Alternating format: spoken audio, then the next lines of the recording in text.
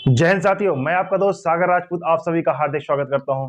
तो दोस्तों, यदि आपने ठान लिया है और मानकर बैठे हैं कि आपको यूपी दरोगा, यूपी नहीं एमपी या फिर किसी भी स्टेट का आप दरोगा बनना चाहते हैं, तो आपको ये विषय मजबूत करना पड़ेगा। ये विषय आईपीसी आईपीसी केवल दरोगों के लिए नहीं, ये आम जनमानस को भी इसके बारे में जानना इतना ही आवश्यक है जितना कि एक दरोगा की तैयारी करने वाले स्टूडेंट्स के लिए। क्योंकि इस आईपीसी में आपको बताया जाएगा आपकी दिनचर्या में आप क्या गलत ना करें, क्या सही करें, क्या आपके लिए सही होगा। तो मैं आपको बता दूं कि पूरे दरोगा बनने में जो सबसे ज्यादा कठिन और जो सबसे ज्यादा टफ सब्जेक्ट होता है वो होता है मूल विधि। मूल विधि में आपका आईपीसी, जिसे हिंदी में यदि हम इंग्लिश में कहेंगे इंडियन पिनल कोड, हिंदी में कहेंगे भारतीय दंड संहिता, और इसके बाद इसकी प्रक्रिया होती है सीआरपीसी 1973। तो आज हम आपको बताएंगे कि इस पूरे यूट्यूब में, जी हाँ, इस पूरे यूट्यूब में ऐसे कौन से बेस्ट टीचर्स हैं, ऐसे कौन से सर हैं जो आपको एक बार में भी यदि आप उनको विधिवत पढ़ेंगे और उनके नोट्स बनाएंगे तो आपको ये सबसे ज्यादा जो टफ सब्जेक्ट होता है दरोगा बनने में, जो सबसे ज्यादा आड़े आता है, सबसे ज्यादा टफ यही सब्जेक्ट माना जाता है दोस्तों, आईपीसी या सीआरपीसी। इसके अलावा बहुत सारे अधिनियम हैं, उन सबको कैसे तैयार करना है, कैसे मजबूत करना है। इसके अलावा कुछ अधिनियम मेरे पास लिखे हुए मैं आपको बता दूं कि ये अधिनियम आपको दरोगा बनने हैं तो तैयार करने ही करने पड़ेंगे। इन अधिनियम में प्रत्येक में धाराएं दी गई होंगी, जैसे सूचना का अधिकार अधिनियम आरटीआई, जिसे आरटीआई बोलते हैं, सबको जानकारी होनी चाहिए इसके बारे में। इसलिए ये सिर्फ क्लास सभी के लिए है और ये सब्जेक्ट भी सभी के लिए है। दूसरी बात कर लेते हैं मोटर वाहन अधिनियम 1988। सभी के पास गाड़ियां होगी, सब लोग गाड़ी चलाते हैं, लेकिन इस अधिनियम की उनको जानकारी नहीं होगी कि हम कब हेलमेट पहनते हैं, कब हमारा क्यों चालान कटता है, 3 सवारी बिठाते हैं तो किस धारा के तहत चालान कटता है, कितना चालान कटना चाहिए या कितना हमसे अनावश्यक चालान ले लिया जाता है। तो ये सब जानकारी आम जनमानस को भी होना चाहिए। इसीलिए आईपीसी और सीआरपीसी केवल एक विद्यार्थी के लिए नहीं, समस्त मानव जाति के लिए इसकी जानकारी होना आवश्यक है और सभी को पढ़ना चाहिए। जी हाँ, मैं कुछ और बात कर लेता हूं, जैसे सूचना प्रौद्योगिकी अधिनियम 200, सूचना प्रौद्योगिकी अधिनियम। इसके अलावा दहेज प्रतिषेध अधिनियम 1961।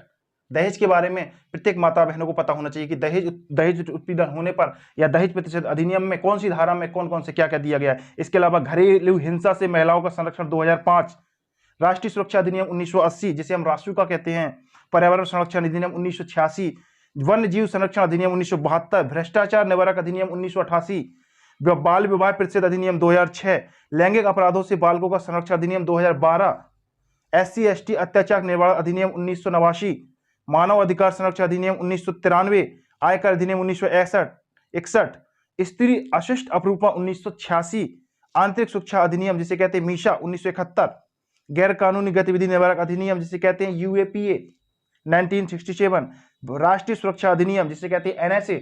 इसके अलावा बहुत सारे मेरे पास 24 अधिनियम है। मैंने इन 24 में से लगभग 15 अधिनियम को विधिवत तरीके से पढ़ा था, नोट्स बनाए थे, उनको याद भी किया था। तो आपको भी यदि सफल होना तो ये सारे अधिनियम तो नहीं कहता हूं, कम से कम 10 से 15 अधिनियम आपको तैयार करने पड़ेंगे, जिसमें मुख्य रूप से आप देखेंगे तो आईपीसी और सीआरपीसी और मोटर वाहन अधिनियम और सूचना का अधिकार अधिनियम, ये 4-5 अधिनियम वेरी वेरी मोस्ट इंपॉर्टेंट है, जिसके क्वेश्चन इस बार होने वाली दरोगा भर्ती में भर भर के पूछे जाएंगे। कारण यह है कि 2017 वाली भर्ती में ये क्वेश्चंस आए थे, लेकिन जो 2021 की जो भर्ती हुई उसमें बहुत कम मात्रा में, लगभग 1-2 क्वेश्चन बहुत कम मात्रा में पूछे गए। तो इस बार आने वाली दरोगा भर्ती में ज्यादा से ज्यादा यहां से क्वेश्चन पूछे जाएंगे।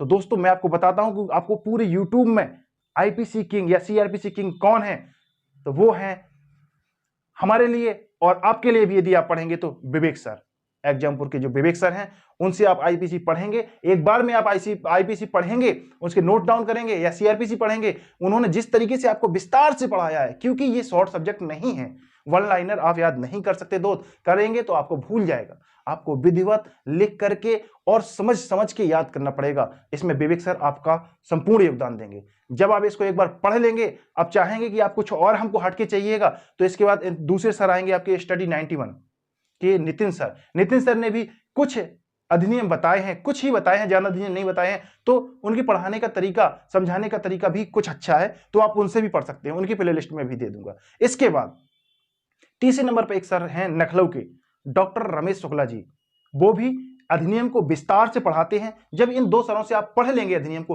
तब जाके आप डॉक्टर रमेश शुक्ला जी की प्ले लिस्ट पे जाएंगे, तब उसको विस्तार से पढ़ेंगे तो आपको कुछ और नई धाराएं मिलेंगी। जितनी आपकी कैपेसिटी होगी आप उतना पढ़िए। इस दुनिया में सफल इंसान के पीछे ही दुनिया पीछे चलती है, अन्यथा इस दुनिया में कोई किसी को भाव नहीं देता। तो दोस्तों, इसी विचारधारा के साथ मैं आपसे आशा करूंगा कि आप अपने इस कठिन सब्जेक्ट को मजबूत बनाएंगे और अच्छे नंबरों के साथ सफलता हासिल करेंगे। जय हिंद, जय भारत।